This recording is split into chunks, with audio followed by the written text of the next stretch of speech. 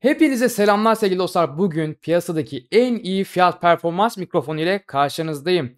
Yani bu devirde artık fiyat performans aralığı biraz yükselse de ne yazık ki şu anda 2500 özür diliyorum 2200-3000 lira bandında alabileceğiniz en iyi yayıncı, en iyi podcast mikrofonu Fifine A6T ile karşınızdayım efendim.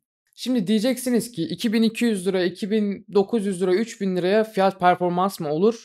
Ne yazık ki oluyor arkadaşlar. Yani şu an geldiğimiz devirden dolayı ben de bakın maddi durumu çok iyi olan bir insan değilim. Benim bu kanalı açma sebeplerimden biri de zamanında buydu. Gerçekten bir malın en iyisini alıp en detaylıca YouTube'da hiç, anlatılmadığı kadar detaylı şekilde inceleyip, benim gibi insanlara yardım etmekti. İlk başta Monster Gamepad videolarım vardı benim. Onları da, bu yüzden çekmiştim. Bu yüzden bu kanalı açtım. O yüzden bu kanalda tüm ürünlerin en detaylı, böyle en fiyat performans ürünlerin en detaylı incelemelerine yer vermeye çalışıyorum.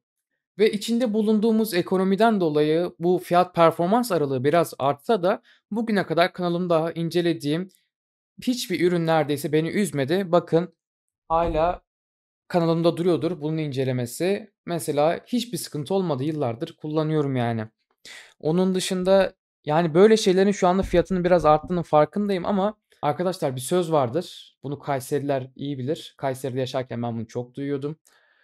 Ucuz mal alacak kadar zengin değilim diye. Yani siz bir malın ucuzunu alırsanız onu sürekli değiştire değiştire masraf yapa en sonunda o pahalı ama kaliteli olan şeyi almaya gelene kadar o parayı çıkarırsınız zaten. Yani alabileceğiniz en düşük fiyata en yüksek kaliteyi ben size sağlamaya çalışıyorum.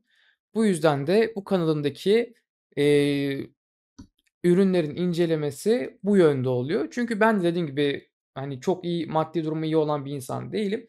Hani, bir yandan şu anda 3-5 kuruşa çalışıyorum, ediyorum. Bir yandan öğrenciyim zaten. Hani, ev geçindiriyorum, kiram vs. O yüzden ben de 3 taksit, 4 taksit ne varsa. Ürünümüze geçelim çok da beklemeden. Arkadaşlar ben bu ürünü Amazon'dan 2.700 liraya aldım. Evet. Şu anda durumu, yani, sizin bu videoyu izlediğiniz tarihte fiyatın durumu değişmiş olabilir, fiyat değişmiş olabilir ama ben bu ürünü 2.700 liraya Amazon'dan aldım. Linkini de açıklama kısmına koyarım. Yani gerçekten çok araştırdım. Mikrofonlara, bu ürüne böyle o kadar çok baktım ki YouTube'dan tüm incelemelerini izledim desem yeridir. Ama benim hala kafamda olan sorular vardı abi.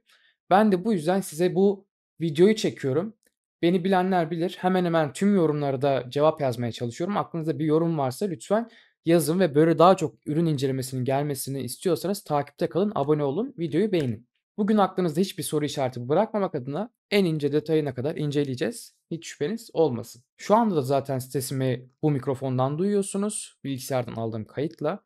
O yüzden az çok bir tahmininiz vardır diye düşünüyorum. Şimdi dilerseniz önce kutu açılımına, ardından ürünün montesine geçelim. En sonunda testlerimizi yapalım. Tekrardan kanala abone değilseniz abone olmayı, videoyu beğenmeyi ve yorumlarınızı yazmayı unutmayın. İyi seyirler.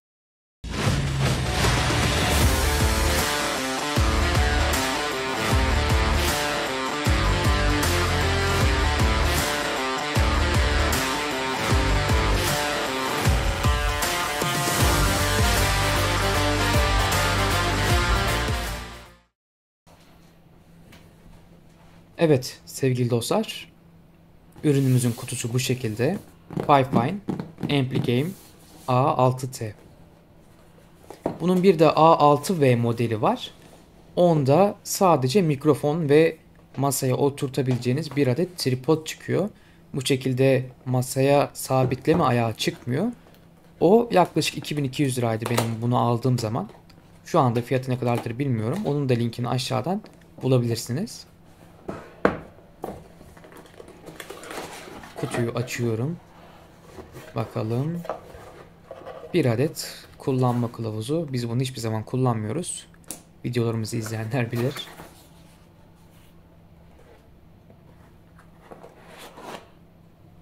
Evet. Bir adet Type-C kablomuz. Bayağı da uzun.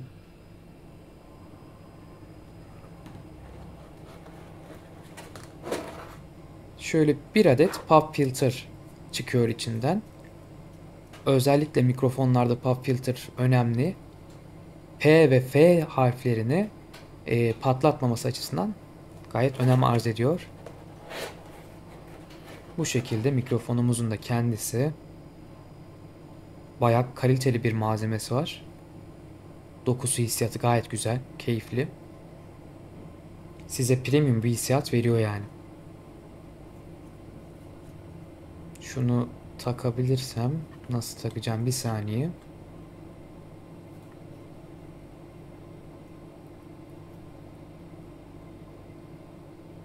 Biraz güç uygulamam gerekiyor.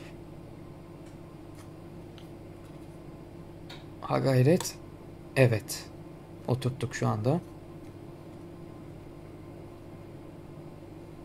Pop filter'ı ekledikten sonra, taktıktan sonra özür diliyorum, bu şekilde gözüküyor.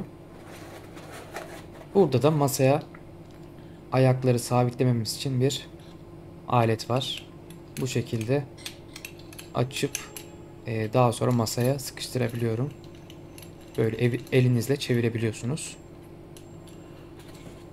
Güzel, pratik olmuş. Hiç tornavida vesaire gerekmiyor. Burada da işte sabitleme ayağımız var mikrofonumuzu. Çıkarabilirsem, evet.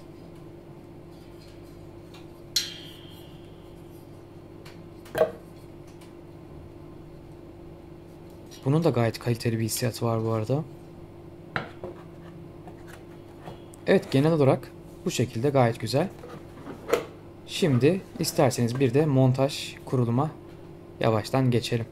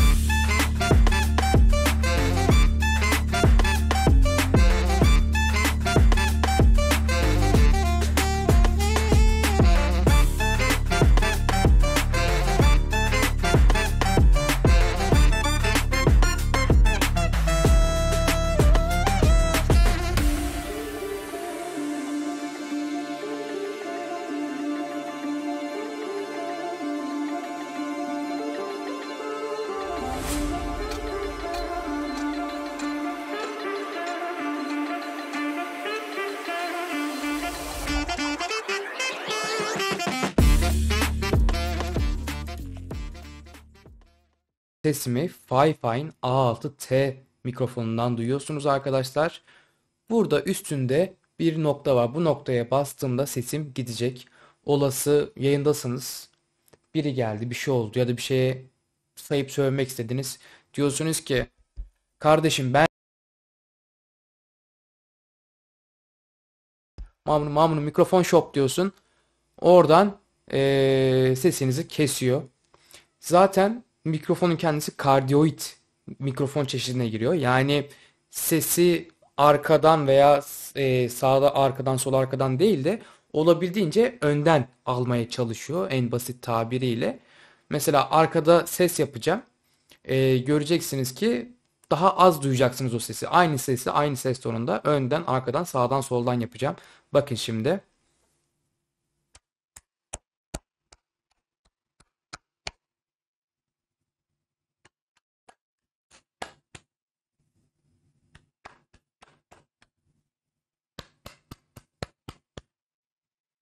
Yani bu şekilde biraz daha sesi önden almaya çalışıyor. Arkadaki sesleri olabildiğince kesmeye çalışıyor. Bu yönden yayıncılar için veya podcast yapanlar için daha uygun bir mikrofon. Bilgisayarda ses ayarlarından mikrofonun sesini açıp şu anda default olarak bende %40 ya da %60 ses düzeyiyle geldi. Orayı fullleyin.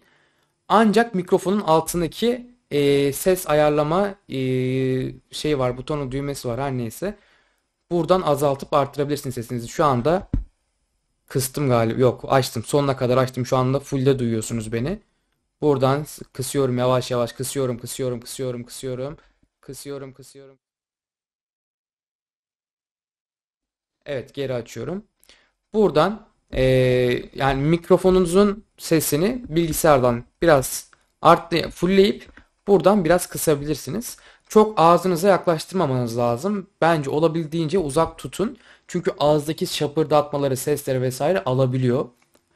O yüzden aranızda yaklaşık 20-25 santim kadar bir mesafe olsun. Ve yine de dediğim gibi olabildiğince uzak tutun. Zaten mikrofonun sesi epeyce çıkıyor. Buradan sesini kısarsanız en azından edit yaptığınız programda, yani YouTube'a vesaire video atacaksanız o programlardan sesini yükseltebilirsiniz. Ama canlı yayında yapacaksanız canlı yayında sesini açabilirsiniz. Şimdi birkaç testimiz de olacak. Bir de telefona bağlanabiliyor. Ben onu da denedim. Zaten öyle bir özelliği olduğunu da sitesinde vesaire yazmışlar. Onu da deneyeceğiz. Şu anda mikrofonla aramda 20 santim civarı var. Şimdi size şey göstereceğim. Arkadaşlarınız geldi. Bir YouTuber'sınız. Arkadaşlarınızla atıyorum bir podcast yapacaksınız veya bir video çekeceksiniz. Şimdi bu mikrofon işinizi görür mü? Ya da ne kadar görür? Öncelikle sesi fullleyeceğim. Bu yüzden biraz seste sıkıntı olursa kusura bakmayın. Sesi fullliyorum. Fullledim. Şimdi yavaş yavaş uzaklaşacağım. Şu anda.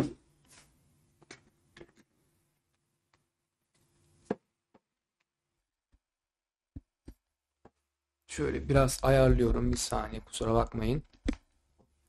Şu anda aramda yaklaşık 1 metre falan var. Belki daha azdır. Şu anda normal konuşma ses tonuyla konuşuyorum. Şunu biraz çekeyim. Şu anda normal konuşma ses tonuyla konuşuyorum. Arkadaşım da buradan normal ses tonuyla konuşuyor diyelim. Şu anda rahat 1 metre var aramızda. Şimdi biraz daha geri gideceğim. Şöyle sesim şu anda nasıl geliyor bilmiyorum. Siz daha net anlayacaksınız. Ben de videonun montajını yaparken anlayacağım. Ben buradan konuşuyorum. Arkadaşım da diyelim ki mikrofonun sağ tarafından bu tarafta kalıyor. Bu tarafta konuşuyor. Şu anda bayağı bir mesafe var aramda. 2 metre civarı var. Belki daha fazladır. Bir de şu taraftan konuşuyorum. Şu anda sesimi buradan duyuyorsunuz. Yani atıyorum ben mesela yayın yapmanıza da gerek yok. Hatta sesimi birazdan biraz kısacağım. Siz duyabilecek misiniz? Yayın yapmanıza gerek yok. Atıyorum ben buradan çok özür diliyorum. Yani şu anda nefesim çok konuşunca arka arkaya nefesim yetmedi. Yatağımda oynuyorum. Oradan mikrofon açık. Kardeşimle, arkadaşımla onunla bununla konuşuyorum. Bir yandan oyun oynarken. Şu anda sesimi normal konuşma ses tonuna şey yapıyorum. Biraz yüksek konuşuyorum. Kuzey ne yapıyorsun? Adam var. Adam var burada. Gel buraya, gel buraya, gel buraya. Yanıma gel, yardıma gel. Kaldır beni, düştüm, düştüm. Kaldır beni, gel. Kaldırır mısın? Kuzey. Evet, evet. Orada sarı pump var. Tamam vesaire vesaire diye. Bayağı var yani. En son bakacağız sesim nasıl çıkmış ben de bilmiyorum. Evet, mikrofonun sesini tekrar kıstım. Şu anda aramda yaklaşık 15-20 santim var. Bilmiyorum, siz söyleyin, nasıl geldi ses? Gayet yeterli miydi yoksa az mıydı fazla mıydı? Yorumlarda belirtin. Bu arada çok özür diliyorum, çok önemli bir detayı ben atladım şu anda. Ben OBS'ten kayıt alırken sesi buradan filtrelerden gürültü bastırmayı kullanıyorum şu anda. Gürültü bastırmayı kullanmazsanız biraz dip ses gelebiliyor. Bu yüzden bu önemli bir ayar. Bilgisayarınızdan kayıt alacağınız zaman kesinlikle çok önemli, açmayı unutmayın. Kapatırsanız da şu şekilde ses gelecek. Şu anda kapattım gürültü bastırmayı. Sesim nasıl geliyor bilmiyorum ama yanlış hatırlamıyorsam bir de dip ses vardı. O yüzden gürültü bastırmayı açtım. Bakın, konuşmama rağmen ufaktan bir dip ses gelebilir arkada. Bu yüzden bu önemli bir ayar. Gürültü bastırmayı kesinlikle açmayı unutmayın. Evet sevgili dostlar, son olarak telefon testimize geçeceğiz. Ancak telefona bağlantı yapabilmeniz için şu şekilde bir dönüştürücü, OTG dönüştürücü ihtiyacınız var. Şöyle göstereyim. Bakın, burasına USB girişli. Burasına da telefonunuza Type-C mi artık yoksa micro USB mi neyse böyle bir dönüştürücüye ihtiyacınız var. Buradan dönüştürücüyü telefonunuza takıp buradan da mikrofonu bağlayabiliyorsunuz. Şimdi hemen telefon testimize geçiyoruz. Şu anda sesimi Poco F4 telefonuma bağladığım Fifine A6T mikrofonundan duymaktasınız. Şu anda sesim sizlere nasıl geliyor? Biraz mikrofonun sesini kıstım dip ses olmaması için ve yine şu anda mikrofonu kapatacağım. Bakalım kapanıyor mu? Evet, böyle bir ses elde ediyorsunuz. Eğer mikrofonunuzu telefonunuza bağlamak isterseniz ve telefonunuzun buna uyumlu olduğunu da öğrenmeyi unutmayın. Şu anda sesim acaba nasıl geliyor ben de bilmiyorum. Montajlarken öğreneceğim. Sevgili dostlar, telefon testimiz de bu şekildeydi. Umarım beğenmişsinizdir. Şu an düşünüyorum, başka sizlere aktarabileceğim bir şey aklıma gelmiyor açıkçası, ama sizin merak ettiğiniz, aklınıza gelen şeyler varsa lütfen yorumlarda belirtmeyi unutmayın ki ben de sizlere yardımcı olabileyim. Lütfen beni desteklemek istiyorsanız, kanalımıza abone değilseniz abone olmayı, videoyu beğenmeyi ve yorum yapmayı unutmayın. Kendinize çok çok iyi bakın. Sonraki inceleme videolarında görüşmek üzere. Hoşça kalın, sağlıcakla kalın.